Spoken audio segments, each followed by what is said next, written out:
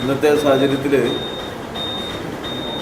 കേരളത്തിലെ ഇടതുപക്ഷ ജനാധിപത്യ മുന്നണിയുടെ ഒരു സമ്പൂർണ്ണ വിജയം ദേശീയ തലത്തിലുള്ള ഗുണപരമായ മാറ്റങ്ങൾക്ക് ഏറ്റവും സഹായകരമാണ്. ഒരു BJP ഇതര ഭരണം ഇന്ത്യയിൽ രൂപപ്പെടുത്തുന്നതിലെ ഏറ്റവും ഉറപ്പുള്ള അടിത്തറയാണ്.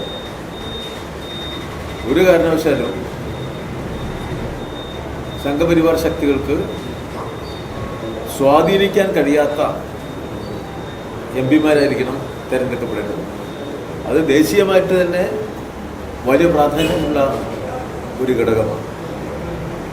കോൺഗ്രസിനെ സംബന്ധിച്ച് അതിൻ്റെ ഏറ്റവും വലിയ പരിമിതി BJPക്ക് സഹായകരമായ ഒരു റിസർവ് സൈന്യം പോലെയാണ് കോൺഗ്രസിലെ ജനപ്രതിനിധികൾ പ്രവർത്തിക്കുന്നത്.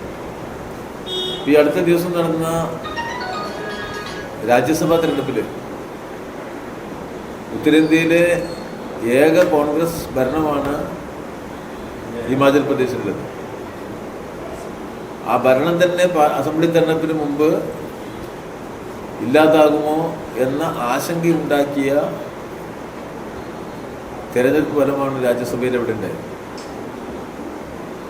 എങ്ങനെ നോക്കി 60-ൽ 40 സീറ്റുള്ള കോൺഗ്രസ് പാർട്ടിക്ക് നിയമസഭയിലേക്ക് രാജ്യസഭയിലേക്ക് അവിടെ നിന്നുള്ള പ്രതിനിധിയെ വിജയിപ്പിക്കാനായില്ല എന്നത് തന്നെ നമ്മളെ ബോധ്യപ്പെടുത്തുന്നത് എന്താ?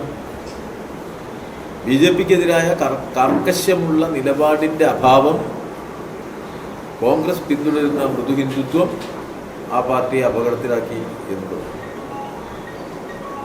അപ്പോൾ അത്തരമൊരു സാഹചര്യത്തിൽ BJPക്കെതിരെ ഉറപ്പുള്ള നിലപാടുകൾ സ്വീകരിക്കുന്നത്, ചാഞ്ചാട്ടമില്ലാത്ത നിലപാട് സ്വീകരിക്കുന്നത്, അവരുടെ എണ്ണമാണ് വരാൻ പോകുന്ന പാർലമെൻറ്റിൻ്റെ ഭാവിയെ മതനിരപേക്ഷ ശക്തികൾക്ക് അനുകൂലമായും കോർപ്പറേറ്റ് അനുകൂല ശക്തികൾക്കെതിരായും ഉറപ്പിച്ചിരുത്താൻ കഴിയും.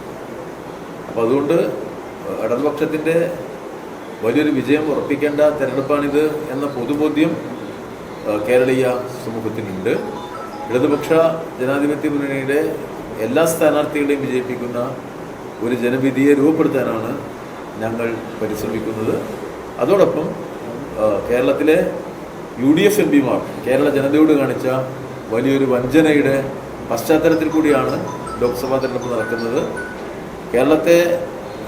കേരളത്തിൻ്റെ അവകാശങ്ങളെ നിരാകരിക്കുന്ന കേന്ദ്ര നിലപാടിനോട് പൂർണ്ണ അനുഭാവം പുലർത്തിയ അനുകൂല നിലപാട് സ്വീകരിച്ച കേരള വിരുദ്ധ മനോഭാവമുള്ള MP-മാരാണ് UDF MP-മാർ.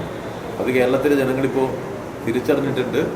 കേരള മുഖ്യമന്ത്രിയും നിയമസഭാംഗങ്ങളും മന്ത്രിസഭാംഗങ്ങളും എല്ലാം ഡൽഹിയിൽ പോയി കേരളത്തിൻ്റെ അവകാശങ്ങൾക്ക് വേണ്ടി ഒരു സമരം നടത്തുമ്പോൾ ആ പരിസരത്തൊന്നും വരാതെ ആ സമരത്തെ അപലപിച്ച, അതിനോട് നിഷേധ നിലപാട് സ്വീകരിച്ചവരാണ് കേരളത്തിലെ MP-മാർ.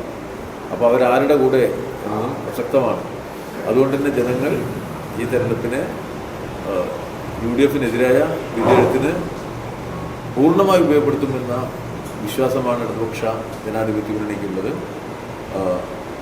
ആ നിലയിലുള്ള ഒരു ജനവിധിക്ക് വേണ്ടിയുള്ള പ്രവർത്തനത്തിലാണ് LDF-ൻ്റെ പ്രവർത്തകന്മാരും ഇപ്പോൾ അണിനിരന്നിട്ടുള്ളത്. വലിയ വിജയപ്രതീക്ഷയോടുകൂടിയാണ് LDF ഈ തെരഞ്ഞെടുപ്പിനെ നേരിടുന്നത്. ഇനി എല്ലാ ആഘോഷങ്ങളും കവിതയിൽ നിന്നാകും. കവിത ഗോൾഡൻ ഡയമണ്ട്സ്.